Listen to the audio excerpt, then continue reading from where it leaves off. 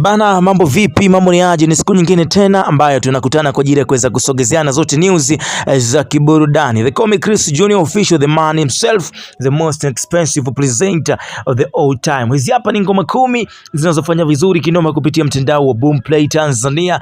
Bana, stay hapo ulipo nikusanue kuanzia nafasi ya 10 mpaka nafasi ya kwanza uweze kujua nani ambaye tumeweza kuingia naye kwenye charts.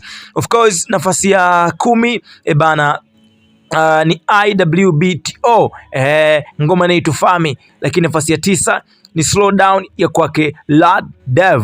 Lakini nafasi ya 8 yuko bibi anaitwa Dhuhura Osman Sudi, ngoma inaitwa Mwizi. Huyu hapa namzungumzia Zuchu. Nafasi ya 7 ngoma inaitwa Nairobi ya kwake Mario, ngoma ambayo inapatikana kwenye albamu yake inaitwa The Godson.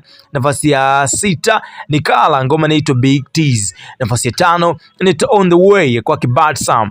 Lakini nafasi ya 4 inaitwa Kupenda ya kwake Mkari Mbosso Kani. Nafasi ya 5 inaitwa How Far ya kwake Blues Lon. Nafasi ya pili inaitwa Looking for Love ya kwake Darasa akiwa amempa shavu Mbosso Kani, ngoma inapatikana kwenye albamu yake Darasa inaitwa Take Away the Pen. Nafasi ya kwanza ni Harmonize, ngoma inaitwa Furaha, moja ya ngoma ambayo inafanya vizuri sana kwenye digital platform saizi kwenye bana Spotify, YouTube, lakini pia bila kusahau Audiomack na huko bana Boomplay kama wanavyozidi kuonyesha zaidi. So ni Harmonize TZ kwenye nafasi ya kwanza kwenye ngoma ambazo zina trend kinoma kwenye mtandao wa Boomplay.